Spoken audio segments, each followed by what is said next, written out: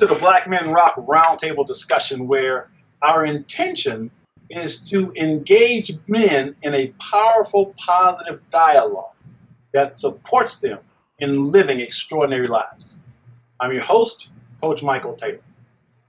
So I want you to think of the roundtable sort of like the barbershop conversations that happen every week throughout the country. But this roundtable, my intention is to take it a little deeper, to really challenge you, the viewer, to ask yourself some questions that I believe can help put you on the path to living an extraordinary life. So what I've done is I've put together a panel of some pretty amazing men who will be sharing some insights and information that I know can empower you to live the life you were born to live. We all know about all the negative media stories about black men in society. Well, it is my belief and contention that black men are positioned to experience unprecedented levels of success in society today. The real question is, are you willing? Are you willing to experience true success for yourself?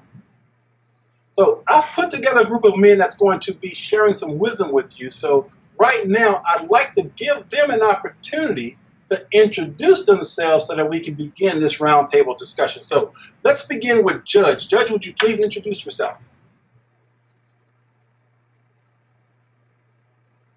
And you're muted.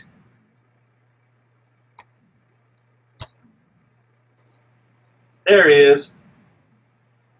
Hi, I'm Coach Judge Maddox. I'm a shadow work facilitator and men's leader on Men's Transformational Weekends. I'm glad to be here with you, Michael. Thank you, Judge. Russell. Hi, my name is Russell Richard. I have been working as a therapist and coach for the last 15 plus years, and I'm about to add corporate trainer to that on my list of activities. So glad to be with you. Nice. Todd Duncan. My name is Dr. Todd Duncan. I'm Assistant Professor of Educational Leadership, Supervisor of the Superintendent Certification Program at Texas A&M University, Central Texas. It's my pleasure to be here as a part of this roundtable discussion. Thank you, Todd. And Jonathan Oliver. So Jonathan Oliver, published author, coach and trainer for the #1 high school stability program in America, and I truly believe that life is what you're born with, and living with it. I'm happy to be on the panel with you today. Thank you, Jonathan. And last but certainly not least, Mr. Ernest Patterson. Yes, thank you, Michael. My name is Ernest Patterson. I'm a licensed chemical dependency counselor. I'm also certified as a co-leader in a men's organization that really stretches men kind of out of their comfort zone to get them to a place what we're talking about tonight. So I'm really honored and pleased to be here. Thanks, Mike. Thanks, Ernest.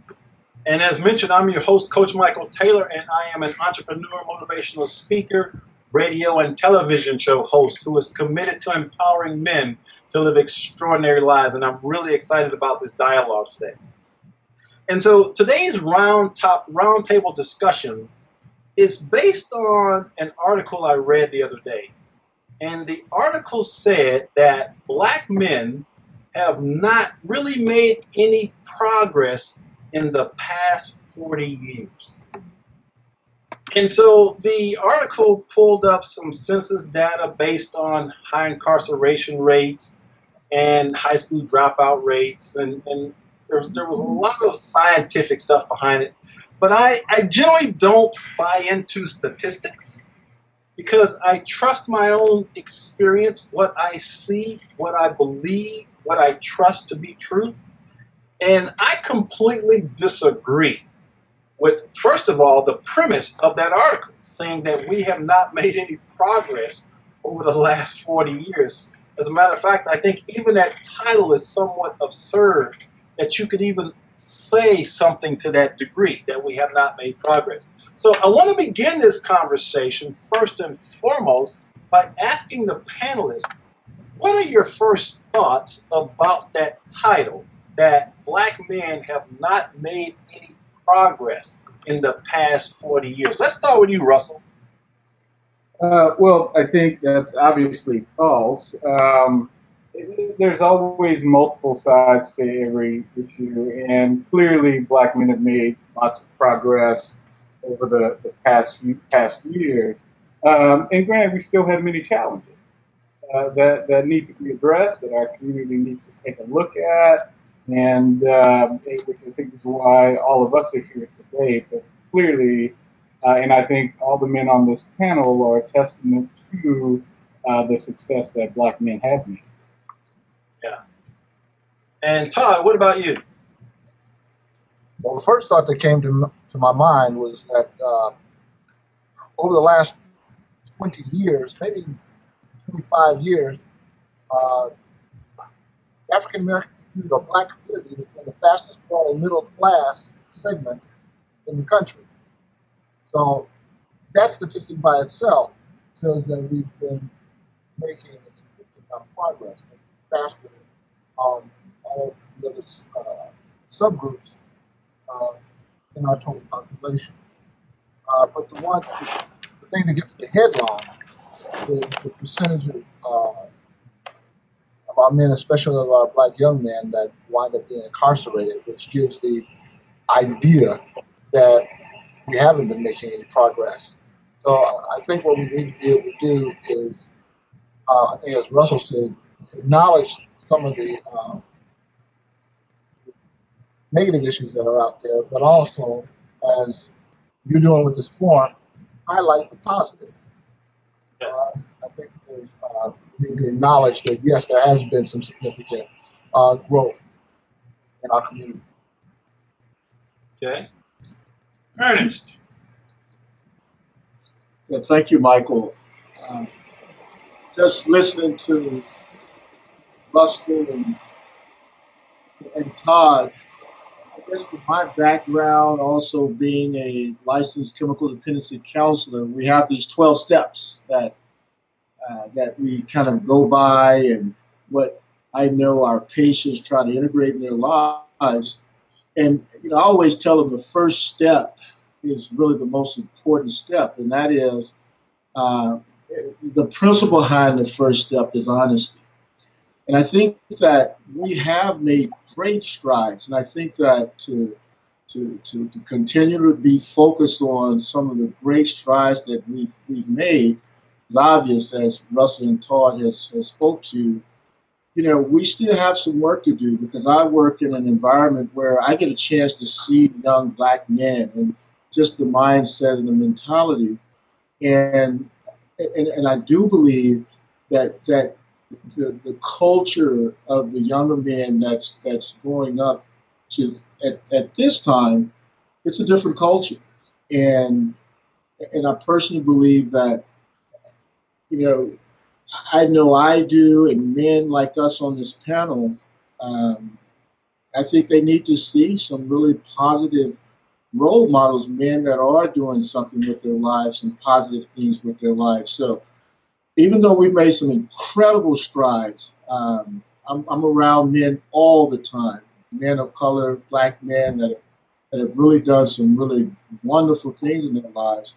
I still think that there's a lot of work to do, and it first comes with admitting that there is some issues, or that there are some issues, and to move forward with that. Yes. Now, Jonathan, you have the distinction of probably being the youngest panelist. So I'm really interested in hearing your perspective from being that younger panelist. So what's your thoughts on that statement? The first thing I thought was, what are they trying to sell? What's the objective in writing the article? Because it's a thought-provoking statement to make, trying to get your attention with some type of response. Secondly, being in a position where I've been for the last 5 or 6 years, on the road about 200 days out of the year, probably speak to close to right at 1 million people a year, seeing black superintendents. My wife is a doctor, but seeing other black men that are doctors, seeing teachers and coaches and people holding down jobs, I almost laugh at that because I'm like, somebody's not willing to see the progress that we're making. Yeah, we have a long way to go, but we are making strides in leaps and bounds. But then the next thing I got up and I left for a purpose is because I just picked up this June 2004 Ebony article, and one of the main things in the article it says real men do parent, and it's highlighting the statistics of saying that black men are parents and how that has changed over the course of time, and they want to shine a light on that black men do parent, they do take care of their kids, they do cook, they do wash dishes, they do clean. So to me, it's trying to sell something that's no longer people buying. And if you want to continue to buy that brand, then it's stale. It's not the flavor that if you want to buy the new brand, it's black men are making strides. Black men aren't perfect. No other culture is perfect. But we're definitely not where we once were any longer. It's important to remember that so that we won't make those mistakes and those errors. But it's also important to realize we're cooking a different recipe and we're providing a different service. All right, now that's what I like to hear. Our young men with that sense of optimism. I love to hear that. So, with that thought in mind, since we're all in agreement that without question we have made some progress. Well, not just some progress. In my opinion, in my judgment, we've made great strides. And the trajectory that we're on tells me that we're only going to keep doing better. Yes, there are challenges, but it is groups like this that gives me inspiration to know that things can change and they are changing. So what I'd like for you to share real quickly is give me a couple of strategies, a couple of things that you do as a man who happens to be black that has allowed you to become successful. So let's start with Ernest. What are some of the practices? What are some of the things that you do that help you maintain your success? Yeah, thank you, Michael. To me, I do have a morning ritual. I wake up in the morning, I wake up early, and the first thing I do, this is just for me, I read my Bible. And not only do I read my Bible, I try to get a scripture to really help me throughout that day. But then there's another reading that I'll do, something that will motivate me, really inspire me for that day. And then I'll go into a meditation. I love to visualize what I want my day to look like. I really feel that in my body. And so when I go out there in the day, I'm already trying to formulate what I want my world to look like. And so when I walk out that door, I'm ready to go. And so I'll either listen to some gospel in my car or listen to an audio tape to really get me in a state to whereas, I'm feeling confident, powerful, because I truly believe that what I feed into my mind on a consistent basis, on a daily basis, that's what I believe. And if I believe that I can be successful, if I can believe that I can achieve, and I really believe that deep down in my soul, and that's the message I continually tell myself, I give myself the greatest chance to fulfill whatever dream that I'm putting out there for myself. Nice. Nice. Russell, what are some of the practices? What are some of the things you do that help you stay successful? Well, the main practice is less of a practice and more of a lifestyle. And you can sum that up in a phrase that we've used a lot, and that's doing my own work. And, it's about taking a look at what's going on inside of me and realizing that the circumstances of my external life are a function of what's going on internally. And I've made some significant changes in my external circumstances just in the past few months. And that has been a direct result of working on what is within me as opposed to trying to manipulate the things outside of me. And so for me, that's where it all starts. It all starts internally in taking a look at what are the blocks that are preventing me from accomplishing what I want, achieving what I want, or having what I want. And sometimes that's really hard to flesh out, but fortunately, I have opened myself up to and embraced a lot of mechanisms to allow me to identify those things and push past them. And that's what it's been for me in a general sense. Okay. And Todd, how about you? Well, much like Ernest, I first start off my day with prayer, study. That's a daily discipline. Second thing, as far as being able to be successful long term, is education. Educating myself in order to be able to be prepared for whatever opportunity might come my way. When opportunity knocks, one must be prepared to accept the opportunity. If you're not prepared, then the opportunity might find you passing you by. And then I think the third thing is perseverance. That regardless of the circumstances, if things aren't quite going the way you want them to go at the time, continue to persevere. Or when you're being successful, there's still that perseverance of staying with it and taking it to the next level. All right, Todd, thank you so much. Jonathan, what are some of the practices you use? For me, it's all about consistency over the course times. I start out every day with a morning routine. Every day. I start out with prayer. I start out with a daily meditation. I start out with a daily devotional, and I list what my intentions are for that day. What are my intentions are for Monday? It may be a quote that I will focus on throughout the day. It may be things I need to get done around the house, but I state what my intentions are. I send that to my wife, and then I send that to my accountability team. About 3 guys that I check in with at least once a day, just to make sure I'm holding myself accountable on what I want to get done for the day. Next, I take care of the side of the street. I can't worry about what somebody else is dealing with if they cut me off in traffic or they rude to me in the line at the grocery store, because I don't know what they're dealing with. They might have a sick relative. They may lost their job. I can't put that as a personal attack against who I am as my character. So I make sure I keep myself in a nice place of center. Next, I try to keep some sense of humility, not to get vain, not to get cocky, not to get arrogant. Keep humility. If I'm having a good day, know that that comes from God. If I'm having a bad day, know that too shall pass. So I try to keep some sense of humility. Eating healthy.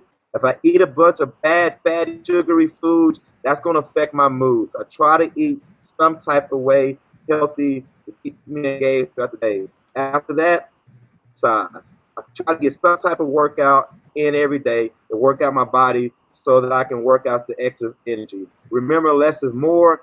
And then lastly, I try to find some type of way to stay present, to stay aware, and to remember to take it one step at a time. And sometimes being present is just, it's blue, it's a blue sky. It's a bird chirping. I smell roses. Just checking in with my 5 senses to where I can be centered. Because if I try to chase 2 rabbits at the same time, I'm going to lose them both. So I got to focus on one thing so that I can get that thing accomplished. Nice. Nice. Judge? Uh-oh, did we lose Judge? He's back there somewhere. You back there, Judge? All right, we'll wait till Judge comes back. In the meantime, for myself, when I start thinking about practices. And Michael, I'm here. Oh, there he is. All right, Yeah, Judge. I just had the background blocked out. I'm sorry. Okay, let's go. Wow. First of all, all of these men have given a lot of what I do in my daily routines. So I don't want to repeat for our listeners more of what they've been saying. I'd like to add to it if possible. The basic thing that I hear each of us saying, each of these men saying, is consistency and routine. A routine that is consistent, a positive attitude about who I am and what my purpose is in the world. One of my colleagues used to tell me that I can only be in the now. If I am living in the past, if I'm living in the future, what is in front of me is going to get no attention. So give my attention to what I am doing now. Have a plan for my day, but don't plan beyond my ability to do.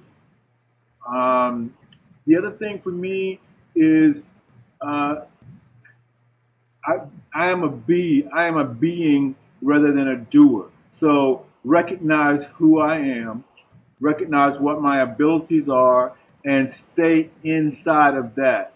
Now, that doesn't mean not to stretch myself. That means not to get outside of my limits. That's all that means. That means I can always plan to do more than I did yesterday, get more accomplished on the goals that I have in front of me, and know when I've completed them. Oftentimes, people set goals that are larger than they can complete. And what I try to do is set goals that I can complete. A goal that I don't complete is a goal unfinished. So by completing that goal, I also get the opportunity to do one of the most important things is then I reward myself, I thank myself, I honor myself for having completed that part of the bigger chore that I've got to do. So I try to do that on a daily basis. I try to live in that moment. I try to live in every moment. And most of all, this sounds a little trite, I try not to forget to just take a breath and smell the roses. There you go. So what I love about this conversation is just in this dialogue, we've dispelled some of the myths surrounding black men. We know all the negative stereotypes. Number one, black men don't read. Black men aren't great fathers. Black men aren't committed to their inner growth and personal development. All of those are myths and stereotypes. So the intention of Black Men Roundtable is to dispel those myths by exposing the viewing audience to men who are not acting consistent with those myths. So each of you men has shared some information, some insights that hopefully the people who are viewing this can take notes and think about how they can start using these things to improve the quality of their lives. One of the things that my big practice is reading. That is my big practice. I am always devouring books. As a matter of fact, if you look behind me here, you see all my books stacked up on my wall because I'm absolutely passionate about books. And one of the things that we must commit to as a group is constant and never-ending improvement. And that can take the form of reading books, attending webinars like this, listening to audio programs. All these things are available to us. So now we have a resource called Black Men Rock that's going to support us in living extraordinary lives. So as we wind down this episode of the Roundtable, I wanted to give each man an opportunity to share one little nugget of inspiration to the viewer. So I want to start with Russell. Russell, give me just a little nugget that you'd like to close with for the men to think about. You put me on the spot, Michael. Nugget of inspiration. I think one of the things that inspires me, I'm a big quote person, and I typically forget how they go, but this one is short and simple, and it really resonated for me. And basically it says that everything you want is on the other side of fear. And so the inspiration is to face that fear, step into that fear, and confront it. And to do that requires some support. And so one of the things that I've learned over the years is to surround yourself with people, surround myself with people who are willing to support me. And in doing so, I'm able to step into that fear and get to the other side to what I'm. All right. Fear. Face that fear. Feel the fear and do it anyway. Todd, last quotes on inspiration. What do you have? Well, the first thing that came to my mind was from Psalms 37, verse 4. The psalmist says, "Delight in the Lord, and He will give you the desires of your heart." So I would encourage all men, all people everywhere to think about what that means and the power that's wrapped up in that thought. What does it mean to delight in the Lord? And the promise of things that desires of your heart.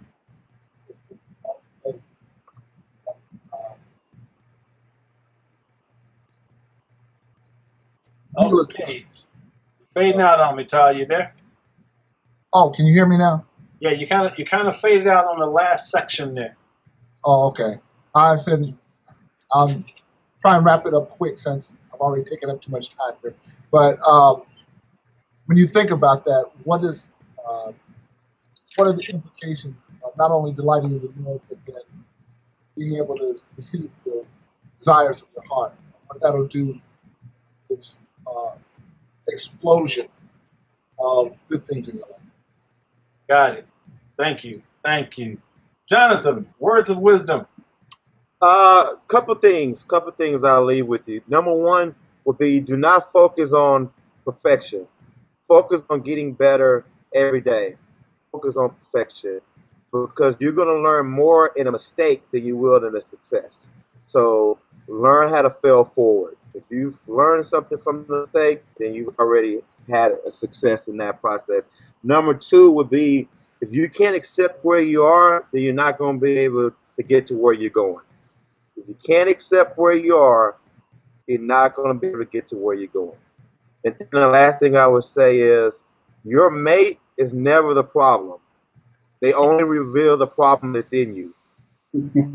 So think about that if you're out there, you're married. Your mate is never the problem. They only reveal the problem that's in you. No, that's all I got. Where's the wisdom? Judge, how about you? Michael, a couple of things that come up for me in that. Number one, choose to step out of your victimhood. It will never serve you to see that someone else is responsible for the outcome of your actions and your choices.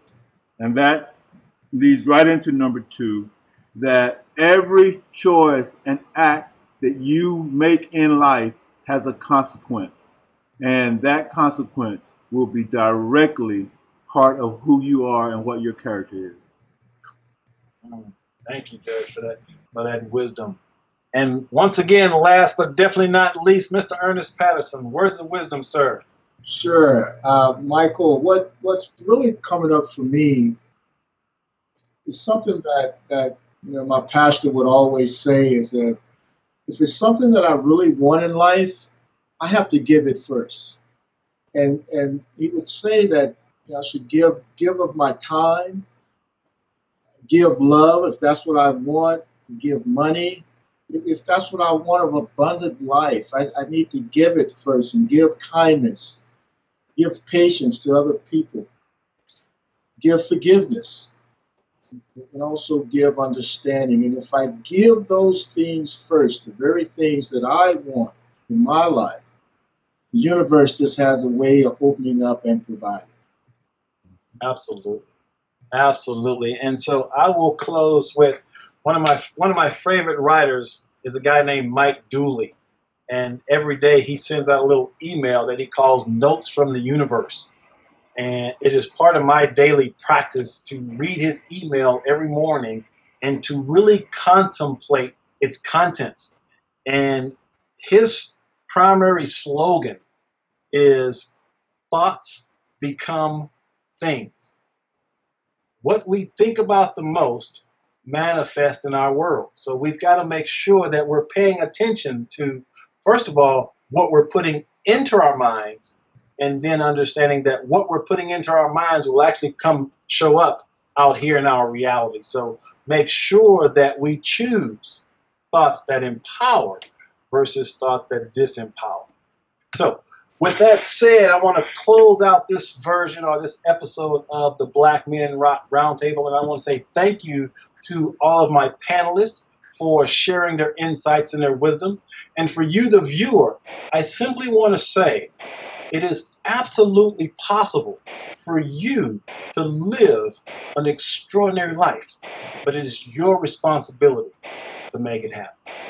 Take care. We'll see you next episode.